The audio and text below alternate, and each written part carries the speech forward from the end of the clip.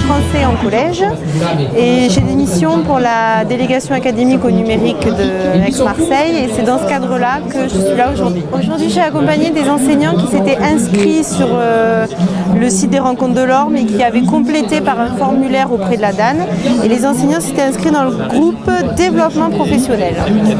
Les enseignants font le choix de venir ici, donc ils sont convoqués par la DAFIP, l'organisme de nos formations, donc ils viennent ici passer la journée au même titre qu'ils viendraient sur une journée de formation comme traditionnelle.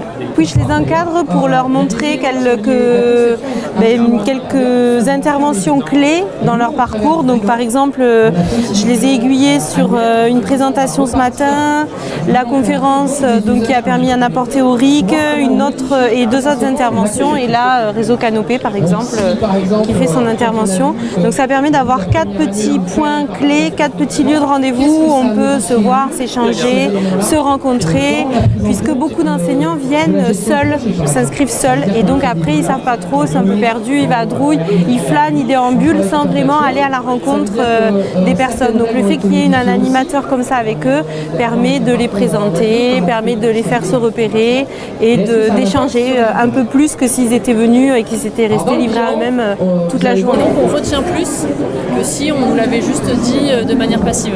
Et je pense que la gamification peut rendre la classe immersive sur des sujets, sur des thématiques lambda. Dans la direction territoriale Canopé PACA, il y a eu un cycle sur le jeu qui a duré 2 ans avec des mardis du numérique sur la thématique.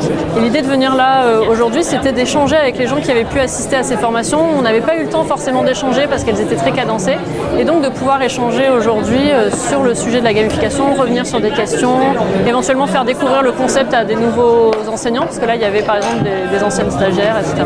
En fait, ils sont intéressés par le concept parce que les élèves jouent et donc ils ont envie de jouer et d'essayer de toucher les élèves avec le jeu. Après, là, quand on fait la formation, ils voient que c'est très chronophage, que ça demande beaucoup de scénarisation, de narration, et donc ils ne se sentent pas tous capables de mettre en place le concept en classe. Mais ils ont envie, mais ils auraient besoin, à mon avis, d'accompagnement que font les DAN, que peut faire le Canopé aussi. Donc c'est tout l'intérêt de ce genre d'institution. Moi, je suis nouveau enseignant, donc je viens de finir ma formation et je me suis inscrit à poursuivre ma formation. Donc je suis ouvert à toute formation possible pour pouvoir produire des cours assez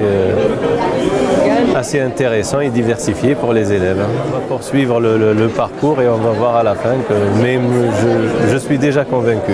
Donc c'est un outil où là c'est intéressant, un plus dans la classe, quelque chose que l'enseignant ne peut pas réaliser aussi efficacement, c'est-à-dire cette tâche répétitive et laborieuse. Chose complètement pensée ou impensée. En impensée, c'est par exemple, j'ai un ordinateur pour 2, donc tout d'un coup, je rassemble mes élèves par 2. J'ai une tablette pour 4, je mets les tables en îlot.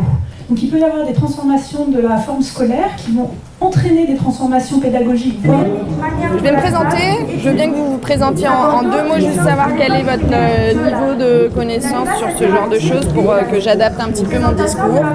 Et voilà, sinon si vous savez tout ce que je dis, vous me dites oui, c'est bon, et je passe à autre chose parce que je peux étendre mon projet. Donc je travaille pour une structure qui s'appelle Urban Prod, de l'ordre de la fiction et de la création, des axes plutôt de journalisme citoyen en particulier, et puis des projets qui peuvent être autour de ce qu'on appelle maintenant la médiation numérique au sens large, qui est d'accompagner finalement les publics autour du numérique. J'ai reçu l'information via un mail de mon établissement et j'ai trouvé qu'il fallait profiter de l'occasion pour venir s'informer amplement et trouver des sources d'inspiration pour renouveler mes pratiques pédagogiques grâce au numérique. J'ai choisi le parcours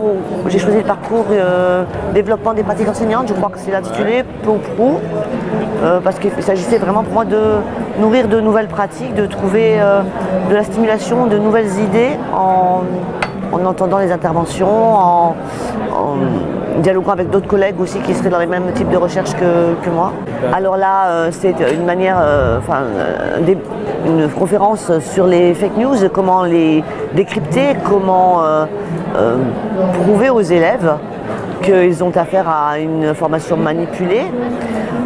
Dans la mesure où j'enseigne en lettres, la question de la fake news se posera moins, je pense, que dans des matières comme l'histoire-géographie ou peut-être la biologie ou la physique.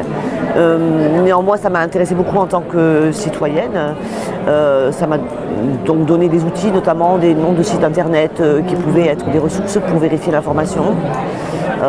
Voilà, je trouve intéressant aussi de voir des photos manipulées qui ont l'air vraiment parfaitement vraies. Donc c'est dire à quel point, quelle est la force de la fake news à travers l'image. Alors, on va écouter des intervenants sur les MOOC qui sont à mon avis des formations par internet. Et donc peut-être pour savoir quels bénéfices on peut en tirer en tant qu'enseignant. C'est vrai que pour l'instant j'ai vu que ça existait, je me suis inscrite une fois mais j'ai pas trouvé le temps de m'y engager pleinement. Donc peut-être ça me convaincra ou non de me lancer.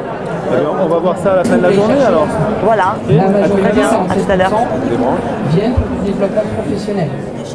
Je reviens un peu là-dessus. Nous, ce qui nous a intéressé, c'est bien entendu de faire un MOOC qui soit inactif. Je suis là depuis 9h. Il est donc 17h à peu près. Je veux encore aller jouer sur les valeurs de la République, mais visiblement vous ne voulez pas. Donc a priori je suis là jusqu'à 17h30 au moins. Le fait que ce soit un parcours, est-ce que c'est mieux que venir comme ça et puis se paumer un peu dans l'histoire? Je pense que ça aide. Après on peut éventuellement... Moi j'avais un parcours et puis à un moment... Voilà. Après, une fois que ça m'a permis de maîtriser, de voir à peu près...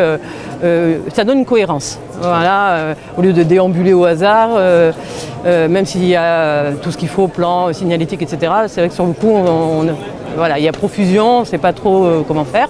Donc avec un parcours, ça permet d'avoir un chemin, quitte de temps en temps à prendre des petits chemins de traverse. C'est vrai que sur le coup, les MOOC par exemple, ce n'était pas prévu dans le parcours EMI. Mais quand, voilà, une fois que j'ai entamé mon parcours, quand j'ai vu cette proposition-là, j'ai eu envie d'y aller. Mais je trouve que ça aide à donner de la cohérence, ça n'empêche pas la liberté après de faire d'autres éléments qui n'appartiennent pas au parcours.